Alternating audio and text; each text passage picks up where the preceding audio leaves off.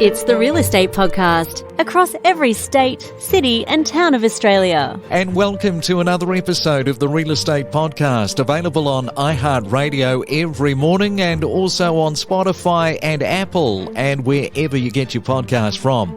Well, the Friday, it has rolled around again. I tell you what, the month is nearly up as well.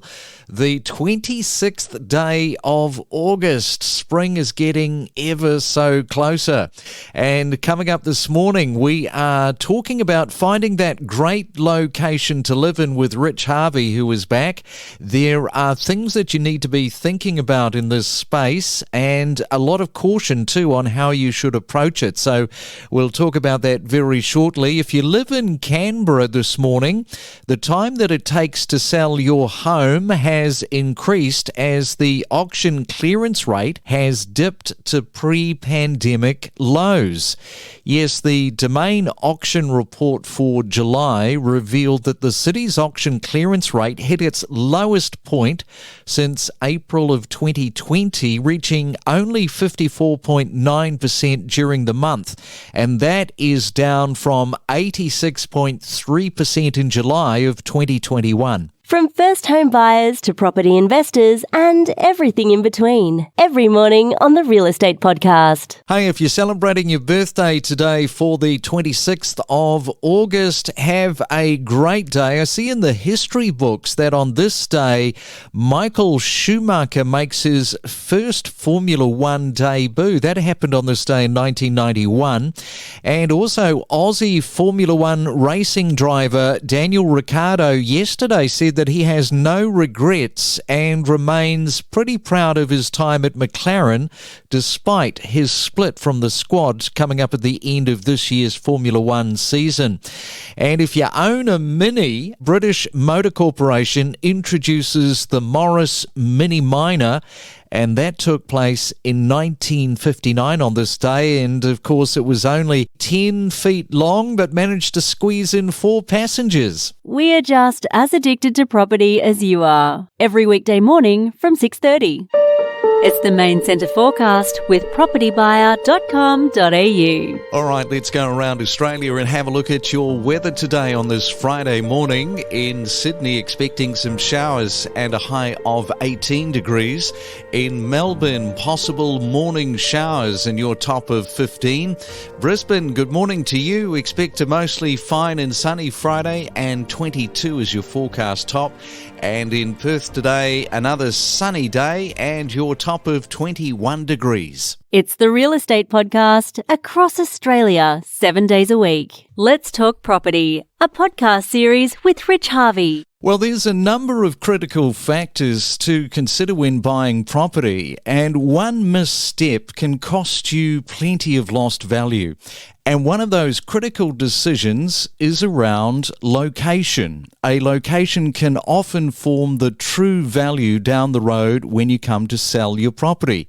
You can alter many things, such as a room's configurations, the carpet, the paint colour, the fitting and finishes, but you can never alter the location.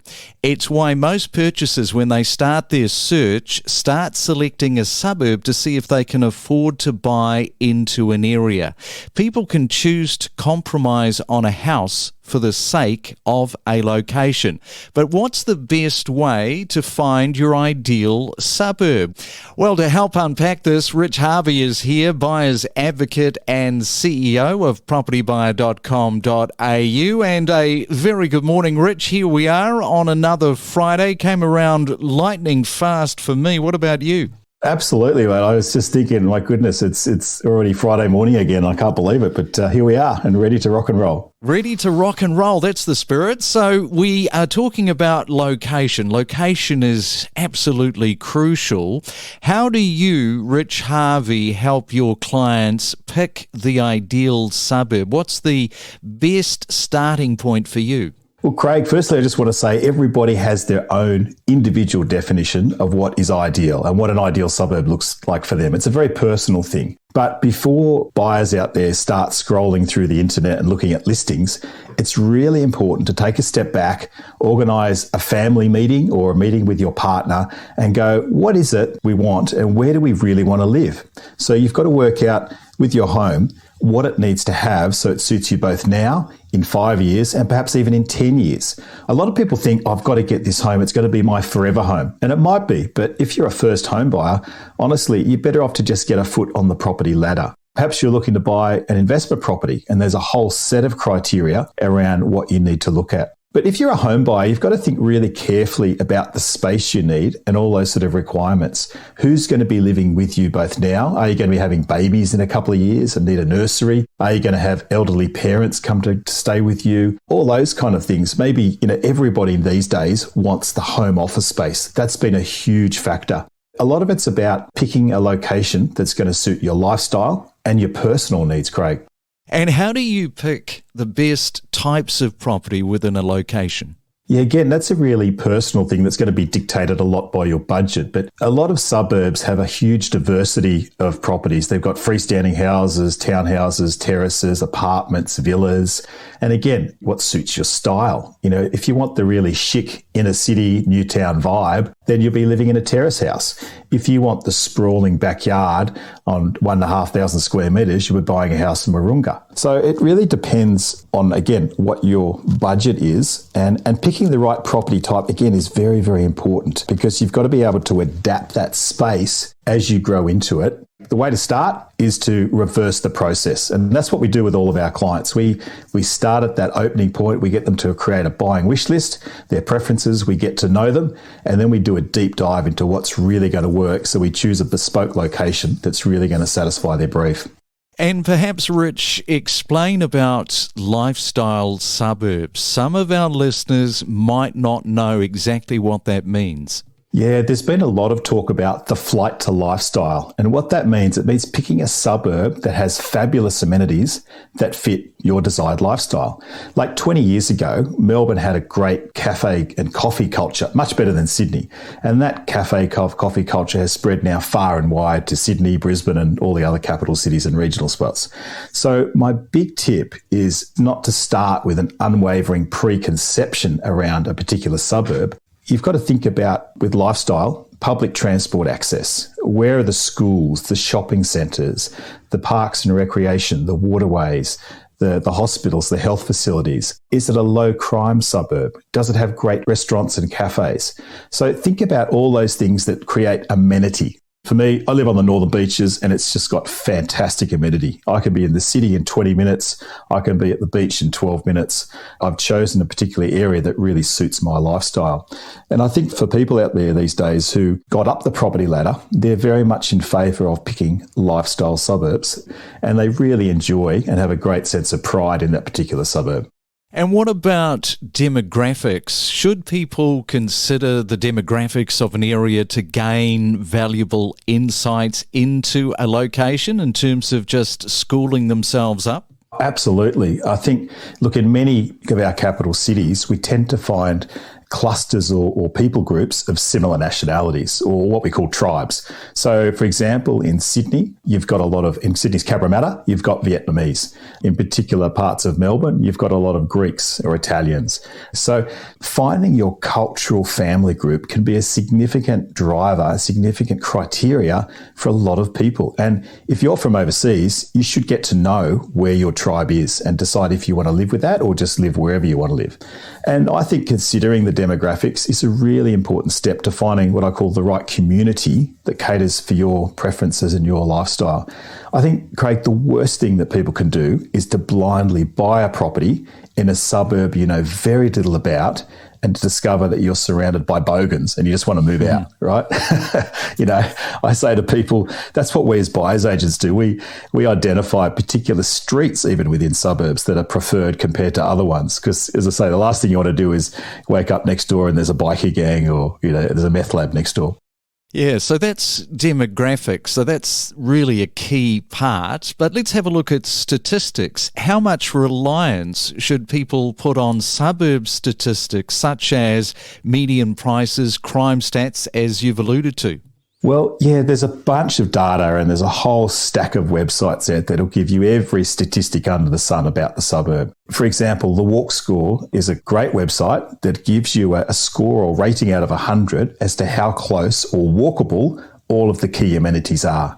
Now, some suburbs like inner city areas or close to the city have a walk score of like 95 or 98. They're great. But if you buy out in the leafy burbs, they might only have a walk score of 60. But it doesn't mean that leafy suburb is bad. It's just different. I mean, no statistics in the world are going to give you what I call the vibe of the suburb. There's a great Australian movie called The Castle that we all talk about, and there's this great line about the vibe of the thing, right? And I talk about the vibe of the suburb. But the only way to pick up that vibe is by spending time looking at a range of properties in a range of suburbs to give you that feeling. And this is exactly what we do as buyers agents. We can go out there and fast track that knowledge and give incredible insights. Just talking about crime stats you mentioned, Craig, that is an important one because people want to feel safe when they go home.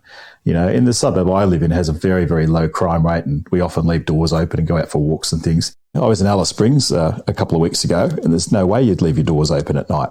There's a lot of petty crime. Also, Craig, you mentioned median prices. Now, median prices can be wildly misleading. When they're reported in the media, you know, suburb X has gone up by 30%. What that could mean is that the most recent 10 properties that have sold have all traded at like $4 million.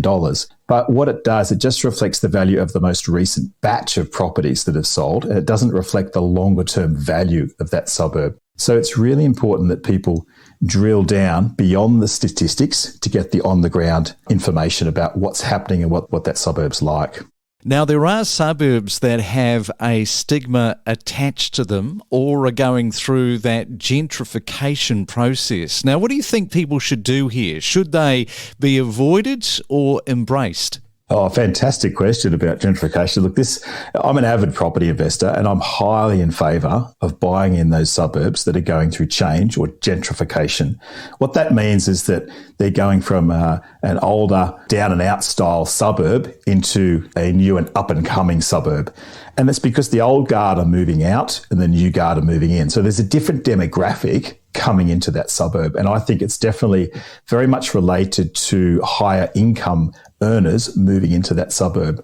So, Craig, some of the typical signs of gentrification, my friend Peter Kalouzos, who's the property professor, he's written some great articles on this. He talks about the number of tradie utes parked outside the front of houses that are being renovated or rebuilt. The local shops, you start to see more gourmet butchers and specialty shops. And that's a reflection of the higher level of household income from those people moving into the area and demanding those particular suburbs. You know, there's been some suburbs that have really suffered from a stigma of housing commission in past decades. And now they're being highly sought after because their location is fantastic. It's in close proximity to the city or the beach. If you take, say, Carlton in Melbourne, there's a lot of high-rise towers that are housing commission. But Carlton's fantastic because it's close to the university and very close to the city. I own a property there and it's great, really strong capital growth. So I would say to people, don't be put off by the stigma thing. It basically changes significantly over time. And just quickly, just to wrap up, final thoughts and advice. Craig, what I'd say is I've said a lot of buyers come to me with preconceived ideas on where they want to live. It's really important to spend that couple of days and a couple of hours just writing down your buyer's brief, write down your wish list, and then go and road test it. Then go and check out what you can actually afford in those suburbs. But don't just jump online and expect to find the perfect property. As you start to look at surrounding suburbs, you're going to find some absolute hidden gems. And I always say to my clients, why does that particular suburb appeal to you? Try to find out what it is that's driving your decision. But if you just focus on one single location, it's going to stifle your property outcomes. And I definitely recommend talking to a local buyer's advocate who knows that region intimately and can really uncover a lot of the local insights for you. Good on you, Rich Harvey. You have yourself a fantastic Friday. Look forward to catching you back same time, same place next Friday. Fantastic, Craig. Appreciate it. Thank you. We connect you to the best real estate information across Australia. The Real Estate Podcast.